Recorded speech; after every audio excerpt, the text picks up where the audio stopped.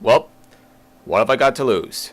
I know. Every time there's been a top 10 list like this, it's not always going to be the best decision in hindsight. And based on all the stuff that's circulated around YouTube, you can probably guess why. Some people have made themselves fairly easy targets. Because let's face it, we all have those characters that appeal to us greatly. And I know a lot of you guys out there have your particular flames. Don't think I don't know who you are, you dirty, nasty pervs.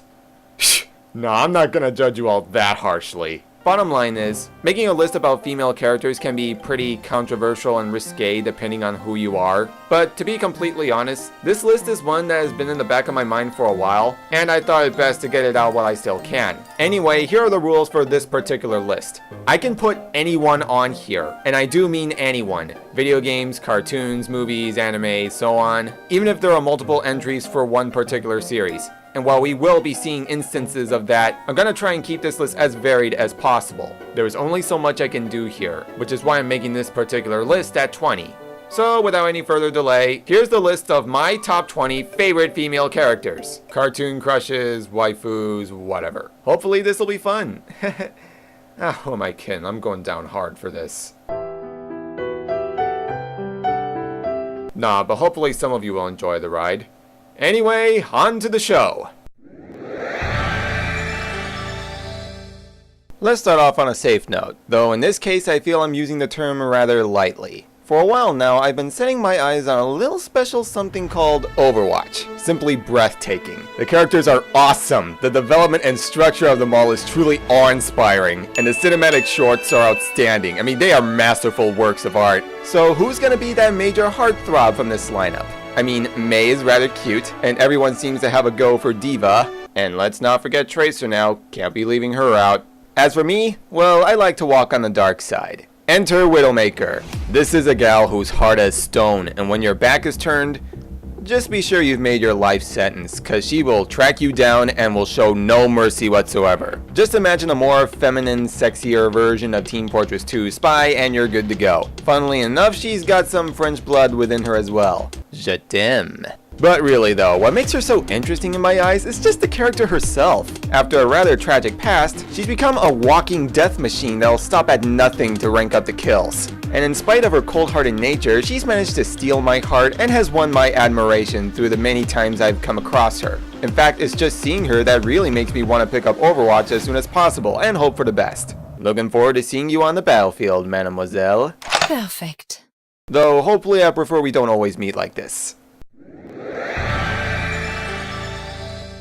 So, you come here often? Whatever. Girl, we've got a lot to talk about. I'm probably in the minority here, but for the most part, there's just something about Vanessa that really stood out for me. And for the longest time, I've been trying to put my finger as to why that is. For anyone familiar with Phineas and Ferb, this woman is the daughter of that wacky, zany, maniacal Dr. Doof. Though we could clearly see she can hardly give two shits about his quote-unquote evil ways and just wants to go through her life as a sound, normal human being. Something I found kind of amusing, actually. It just seems like a good kick to Dr. Doof, who I was surprised to see as being the good father kind of guy towards her. Try to imagine Goofy without any of the wackiness. That's pretty much Dr. Doof. Is that getting tired yet? In fact, the father-daughter bond between them is pretty well handled throughout the runtime of the series. Now, for a while they try to poke some fun at this by having Vanessa trying to bust her dad for supposedly being evil, but, you know, it's just one of those things that would soon run their course. Speaking of busting, what did become a mainstay is her and Candace becoming besties throughout the later years of the series. That's pretty cool, but back to Vanessa herself. What makes her so appealing to me? Could it be that tooth of hers that just says, "Let's do it like I can"? Maybe it's that independent vibe I get from her on occasion. Or maybe it's her voice. That girl can sing. Or perhaps those rare moments that show she's caring when she needs to be. Or maybe all of the above. No matter how you look at her, Vanessa will always be that special case for this series that just hits the right mark with me. And I really appreciate when they can do that. Good on you guys. Also, there was that Star Wars special where she became a Twilight, and oh my fucking god, was I not ready for that. I mean, holy hell, she just sung so What could I say? I was weak. Well, that was embarrassing. Next up we have... Sorry to bother you. No problem, ma'am. Not so much of a surprise here, but I've always found Tifa to be awesome and quite fascinating. First things first, I've always looked upon Final Fantasy with neutrality on the brain. Yeah, it's looking to be a pretty stellar franchise, and I'm sure it's got its shining moments here and there. Though on the other side, my biggest concern lies in the wonder if their lineup will not hold up as well as expected, and based on the arguments, reviews, and back and forth opinions I tend to hear on the internet, more often than not, it really puts me in a tizzy taking all this into consideration. Anyway, on to Tifa. Funnily enough, my first time encountering her was in Kingdom Hearts. Sit back down. And from there, I was really glad I took the time to learn more about her over the years, cause she really turned out to be probably the best of the Final Fantasy cast. Strong-willed, a worthy challenger, and always supportive and caring of those around her. Yep, I've landed on a good one here. I'm just sorry I can't say any more about her. If anybody can recommend some good Final Fantasy titles, that'd be great, thanks. Hey Tifa, another round to go, please!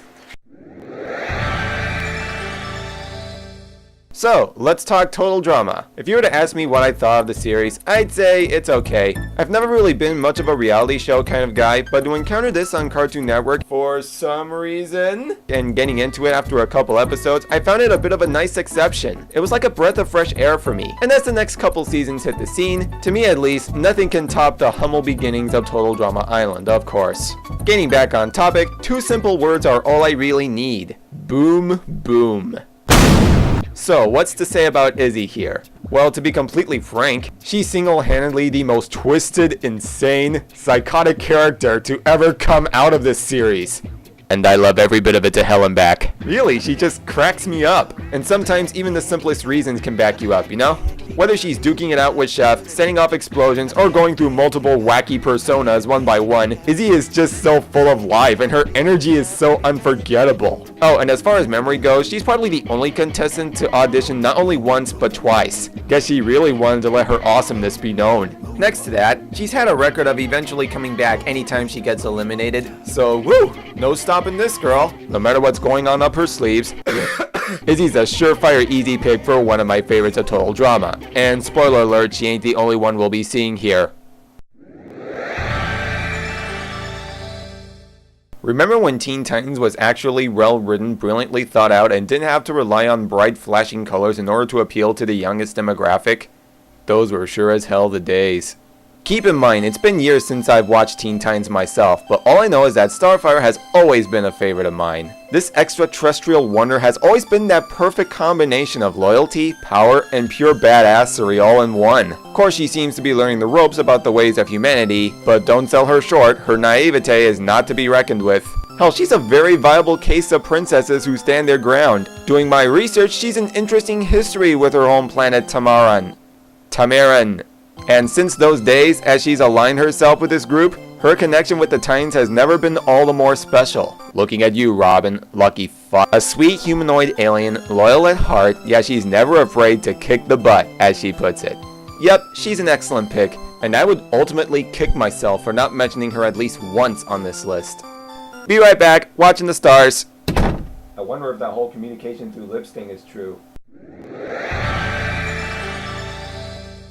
Is it delaying the obvious to say that Lindsay is probably the best of the original Total Drama cast? Cause really, I feel as if I'm stating what everyone is already thinking. Hell, just look at the abundance of love she gets on DeviantArt. Really speaks for itself. Whether you know the show or not, you have to at least seen this face at some point. Here we have Lindsay, a sweet, bubbly kind of girl, built like a goddess, mind you, who longs to live through the day by modeling, shopping, bathing under the sun, or just simply hanging out with friends. Don't let her good looks get to you, though. She is a rather ditzy one. Whether she's getting someone's name wrong or doesn't completely understand what to do entirely, yeah, the lights aren't even on. However, this is not to say that she's 100% entirely stupid by any means. God no. She's got her share of shining moments, which actually place her as one of my favorites. Just look back at Total Drama Island. Are you honestly going to sit there and tell me she was going to let this trample all over her? Cater to this one's every whim? Deal with this pushing and shoving her around like nothing?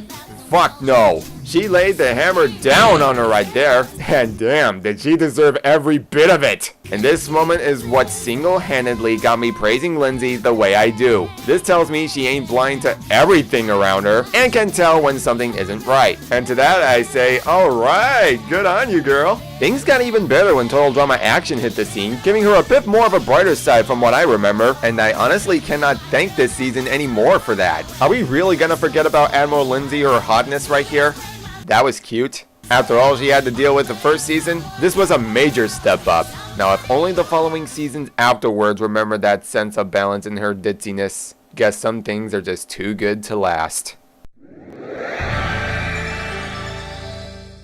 I don't think I'm gonna make any friends with my next choice. Just to be on the safe side. Hey Base, you don't mind if I borrow this, do you? Thanks. Probably going to get a ton of flack for this for sure, but I've always found myself getting a kick out of Panty and Stocking. It's among absurd, lewd, and totally crude, but fuck me, I'm always coming back to it whenever it feels right. So let's discuss the titular Panty herself, shall we? Let's get this out of the way. She wants the dick! Really though, she knows how to get around. And besides that, Panty's a real tease. Constantly poking fun at Stocking and whatnot. Not to mention she can be pretty snarky, which I'll be honest has gotten several laughs out of me. Nothing wrong with a little crude now and then, am I right? But when the big guns pop out, whoo boy, she just turned into something epic right there. Make of it what you will. But I'll always favor Panty Anarchy no matter what, and I wait to see what more lies in store for her. Give her this, she makes the series far more interesting and more of an enjoyable experience. Take it or leave it.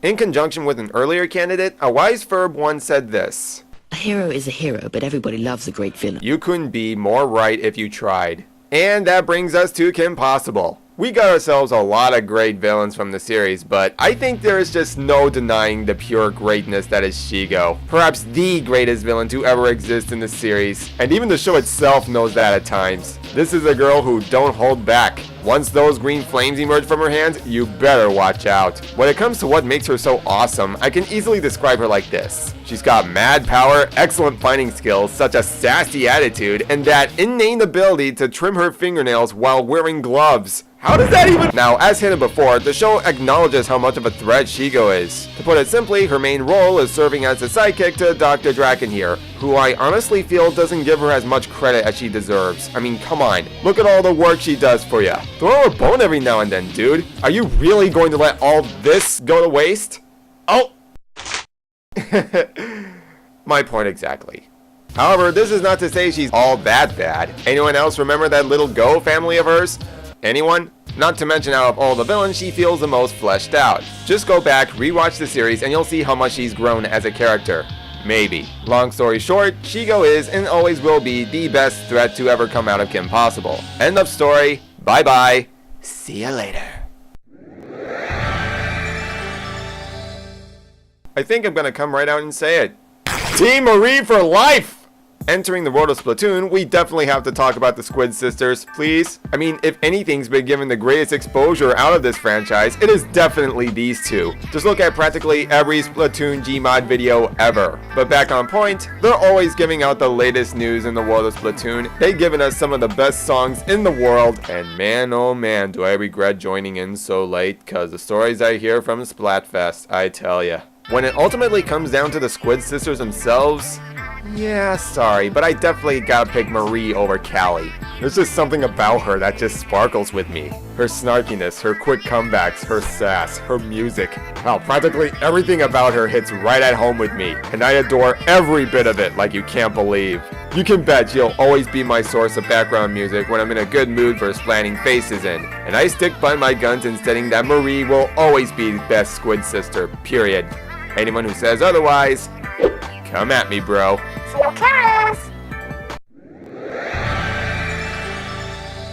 I don't know if I'll be needing this again so soon, but in any case, Frozen. Yep, you're hearing me right. As a movie, I love Frozen. Best film of 2013, all things considered. It's still got that amazing charm that sparked me as well as any other Disney movie from the golden ages. Simply put, it holds up fairly well. And in all honesty, the Queen of Arendelle herself really tugged at my heartstrings all throughout. This might sound a bit personal, but as someone who's tried running away from himself time to time, I can clearly see where Elsa's struggles are coming from. At face value, she's someone who just wants to do the right thing without letting her flaws be known, something that proves to be a huge problem as the story goes on. Since a childhood accident, she's tried shutting everyone away from her so she could do no harm, especially her sister Anna. But in doing so, she ends up hurting herself more so than everyone else. Now that I am on point with. As someone whose optimism varies, this is just the sort of thing I can relate to. Yes, I know I sound like I may be looking too deeply into it or whatever, but I think it's based on the way my mind works. Might be a recurring theme with this list. Speaking of Anna, when it came to this list, I was so tempted to put her and Elsa in a tie, but I'll be getting to that soon enough. So looking past the music that brought her into infamy, I find Elsa as someone I can really connect with. And as a character herself, she's got a great structure overall. And I truly admire this film so much for that. At the risk of sounding so corny, and I have this habit up in spades, she is one ice-cold queen in the end. So in closing, let it go, let the storm rage on, love's an open door, and the cold never bother me anyway. Hey, I call him as I see him, right?